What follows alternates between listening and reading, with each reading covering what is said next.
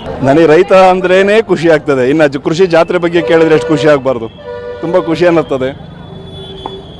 ಜಗತ್ತು ನಿಂತಿರೋದು ರೈತನ ಶ್ರಮದ ಮೇಲೆ.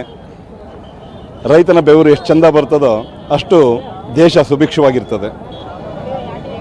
ಬಸವಣ್ಣವರು ತನ್ನ ವಚನದಲ್ಲಿ ಹೇಳ್ತಾರೆ, ಕೃಷಿಕೃತ್ಯ ಕಾಯಕವ ಮಾಡುವ ಸದ್ಭಕ್ತನ ಪಾದಂಗಳ ತೋರಿಸಿ ಎನ್ನ ಬದುಕಿಸಯ್ಯ. ಆತನ ತನು ಶುದ್ಧ, ಮನಶುದ್ಧ, ಭಾವಶುದ್ಧ. ಆತನ ಮನವಿಗೆ ಹೋಗಿ ಲಿಂಗ ಪೂಜೆ ಕೈಗೊಂಡ ಗುರುವಿನ ಜೀವನ ಪಾವನ ನೋಡ ನಮ್ಮ ಕೂಡಲ ಸಂಗಮ ದೇವ ಅಂತೇಳಿ ವಚನಕಾರರು ಹೇಳ್ತಾರೆ. ಅಂದರೆ ರೈತಾಪಿತನ ಅಂದರೆ ಅಷ್ಟು ಶ್ರೇಷ್ಠವಾದದ್ದು. ಜಗತ್ತಿನ 84 ಲಕ್ಷ ಜೀವಿಗಳು ಅಂತೇಳಿ ಕನಕದಾಸರು ಹೇಳ್ತಾರಲ್ಲ, 84 ಲಕ್ಷ ಜೀವಿಗಳಿಗೂ ಅನ್ನ ಕೊಟ್ಟಿರ್ತಕ್ಕಂಥ ಪುಣ್ಯಾತ್ಮ ಯಾರಾದರೂ ಇದ್ದರೆ ಅದು ರೈತ ಮಾತ್ರ.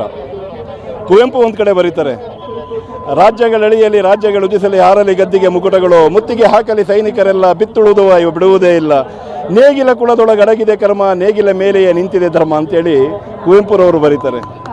ಅಂದರೆ ನಾವೆಲ್ಲ ನಮ್ಮ ಧರ್ಮಗಳು ಎಷ್ಟೆಷ್ಟು ಶ್ರೇಷ್ಠ ಅಂತ ನಾವೆಲ್ಲ ಅಂದ್ಕೊಂಡಿದ್ದೀವೋ, ರೈತನ ಕುಳ 3 ವರ್ಷ ನೇಗಿಲ ಕುಳ ನೆಲಕ್ಕೆ ಹೋಗದಿದ್ರೆ 3 ವರ್ಷ ಈ ಜಗತ್ತಲ್ಲಿ ಯಾವ ಧರ್ಮನೂ ಉಳಿಯೋದಿಲ್ಲ. ರೈತ ಇರೋದಕ್ಕೆ ಜಗತ್ತು ಬದುಕಿರೋದು, ನಾವೆಲ್ಲ ಬದುಕಿರೋದು.